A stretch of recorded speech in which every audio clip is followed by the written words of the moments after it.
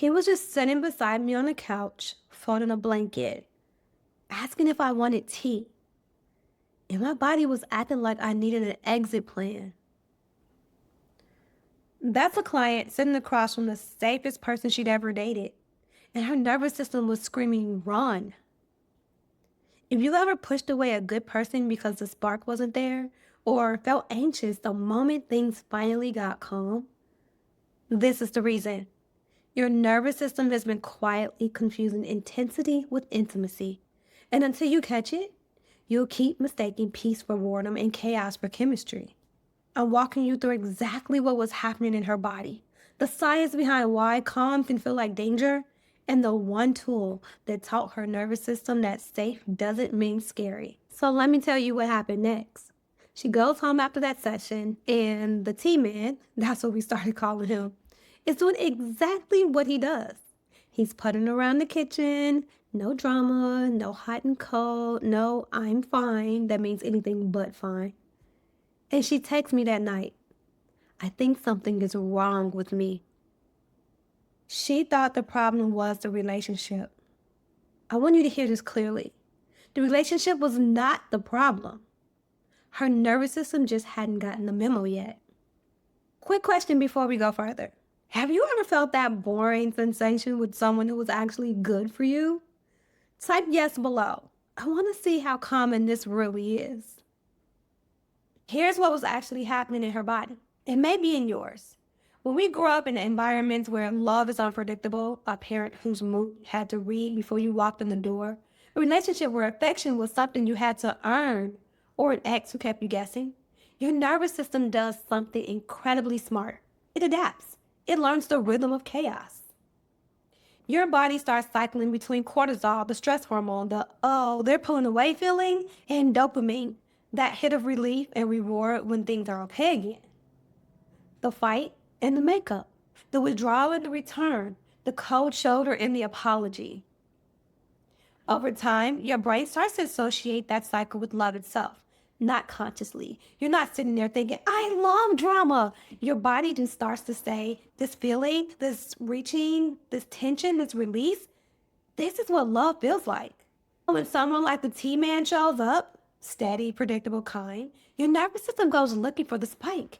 And when it doesn't find one, it tells you you're bored. But here's the truth. You're not bored. You're in withdrawal. There's a concept from neuroscientist Dr. Stephen Porges called neuroception. It's your nervous system's below conscious process of scanning for safety or threat before your thinking brain even gets involved. And here's the wild part. Neuroception doesn't care if something is actually dangerous. It cares if it's familiar. Familiar chaos, safe. Your body knows this terrain. Unfamiliar calm, threat. This is uncharted territory.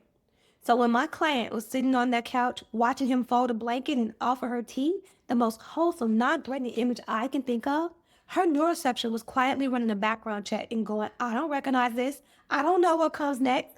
Something must be about to go wrong. That hypervigilance, that waiting for the other shoe to drop, that's not intuition. That's a nervous system that was never allowed to rest. And it's not your fault, but it's your responsibility to help it learn something new. A few weeks later, she called me and she was crying. Not the sad kind of crying, the kind where you don't even know fully why, and the tears just keep coming. She said, he made me dinner. He remembered I don't like cilantro. He noticed. And I ended up in the bathroom crying for 10 minutes. Now, I want to give you the science of that moment because it changed everything for her. When you have spent years bracing, years in a body that stayed on alert, your nervous system stores that.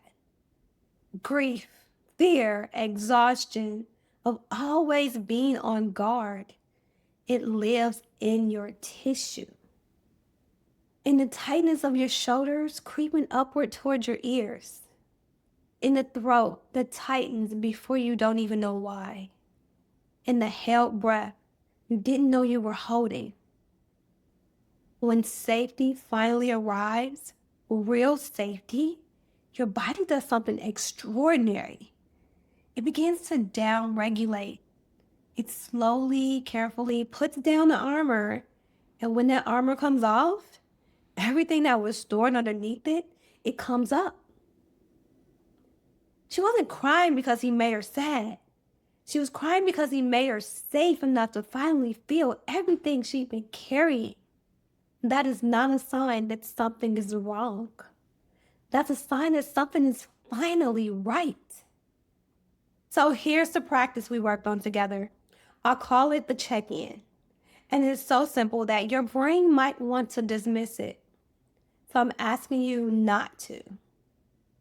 The next time you feel that urge to pull away from someone safe, when the restlessness comes, or the sudden, I don't think I like them anymore, or the itch to start a fight over nothing, I want you to try this. Put one hand on your heart and one hand on your belly. Take one breath, just one.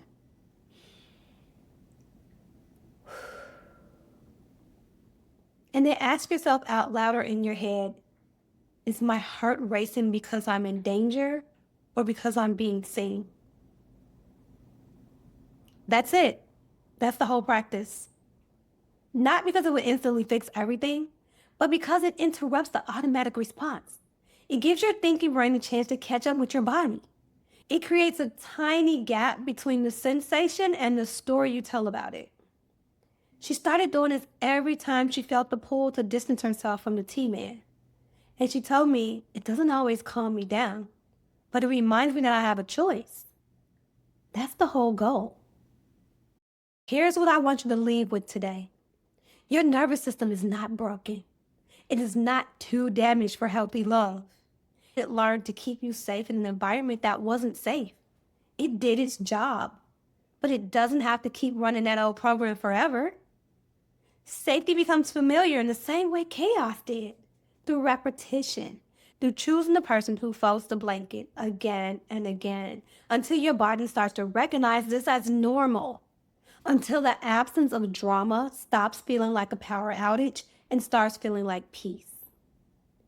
The body will choose familiar until safety becomes familiar too.